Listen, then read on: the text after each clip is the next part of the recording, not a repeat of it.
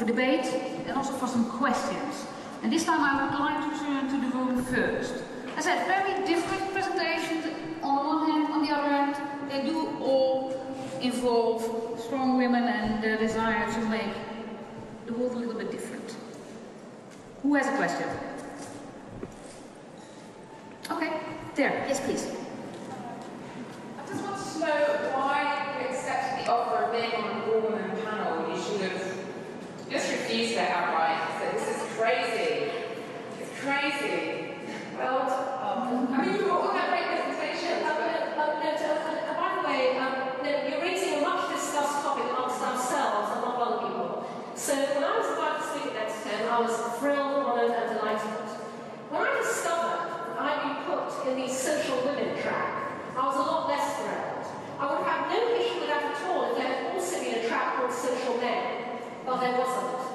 So, in that scenario, which is extraordinarily familiar to me and my fellow speakers, which is the ghettoization of the female speaker at conferences, and which is very detrimental, everybody, because when you are competing with two other tracks in technology at a conference where 90% of the attendees are male versus 10% female, then actually men would always, on the whole, rather hear men speak.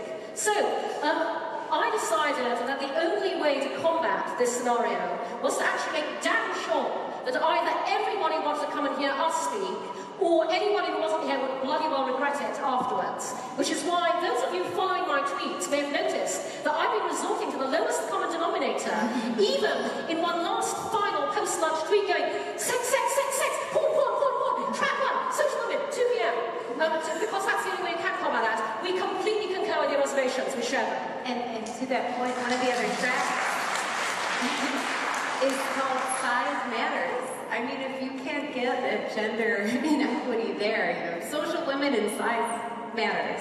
The other point too to that is that, certainly it's an honor, like you said, it's an honor to be here, and there are reasons why women need to encourage women, but not as women, but as entrepreneurs.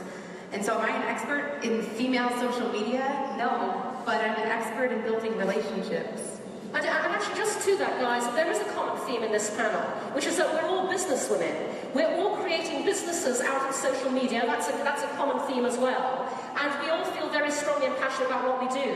We have lots of things in common that are not simply, to your point, about being female. Okay, there's another question here, please.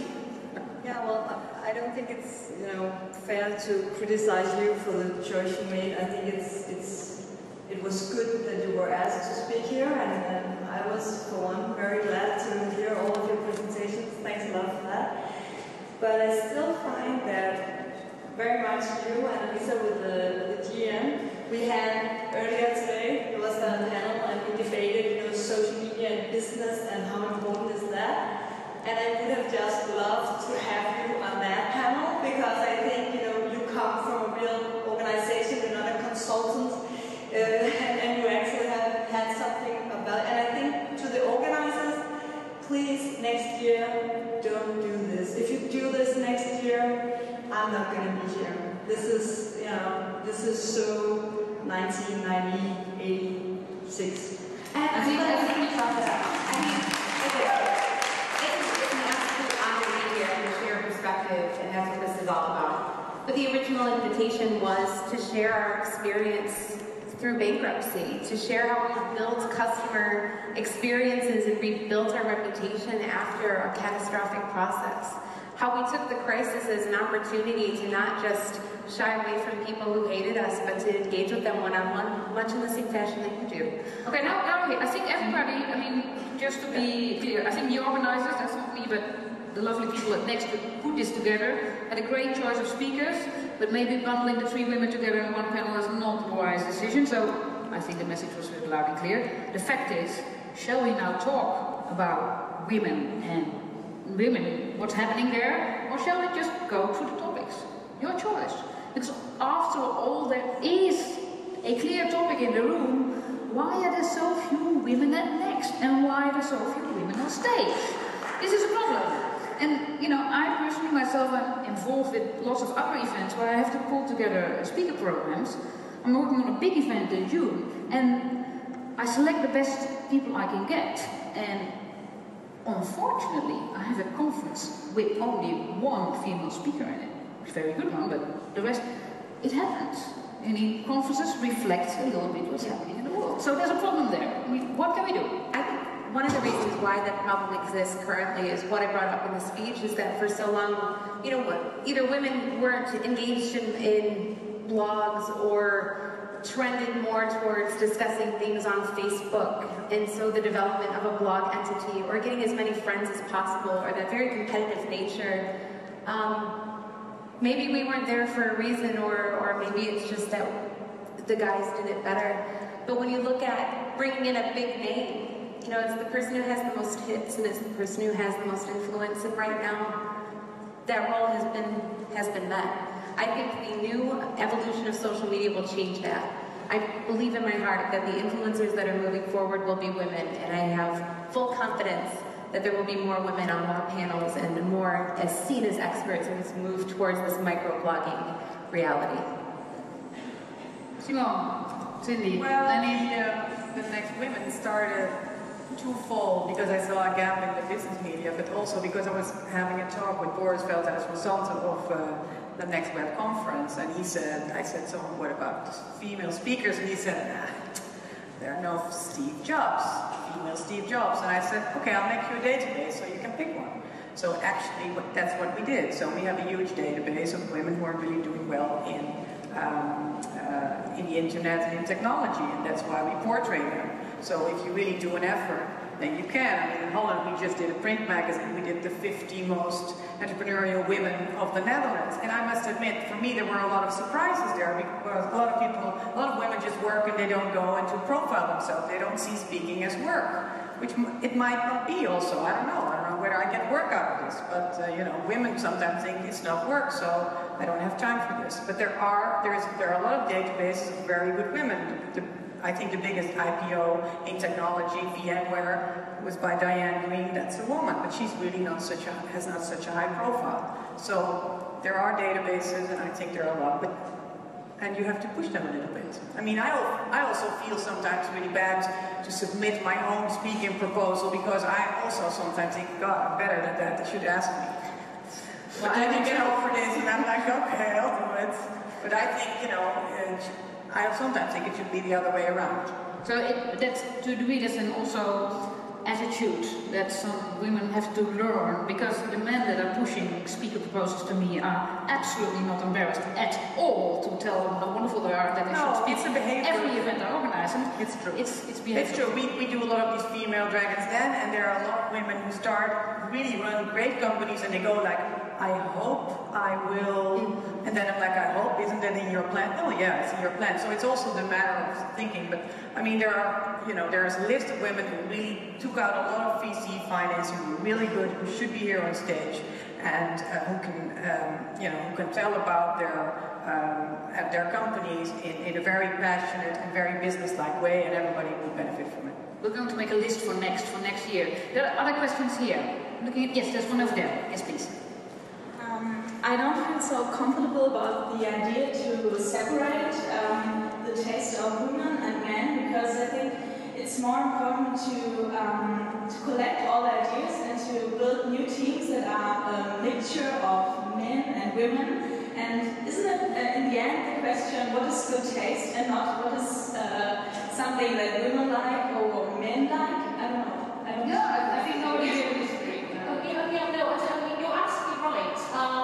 In principle, you're absolutely right. In reality, there are just some things to be borne in mind, because what I tend to say to men is that if you are a man, no matter how enormously well-intentioned, you just naturally have no idea what it is like to live as a woman in a world where the default setting is always male.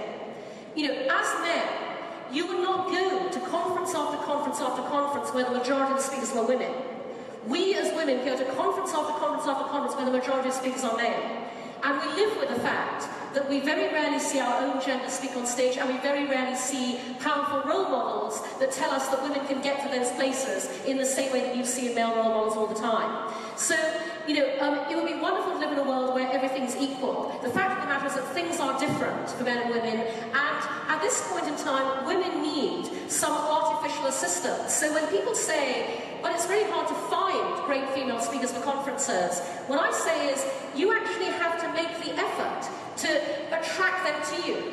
People say, you know, male organizers say, where can I find great women speakers? I go, put the call out. When you make it really clear that you welcome women speakers, that you actively want them, you want women attendees, you know, that draws people to you. You actually have to help things along in order to get to the situation we'd all love to live in eventually where none of this ever matters. So, you know, yes, in theory, in practice, a bit of extra oomph needed. Looking at the room. We ended up discussing this thing anyway, right? Like, okay, where are the women? Why they're not changing? Recently, Clay Shirky, a very clever industry observer, he pointed it out. We live now in societies that are fairly equal. There are good chances. Women are actually better educated in a lot of the Western societies than men.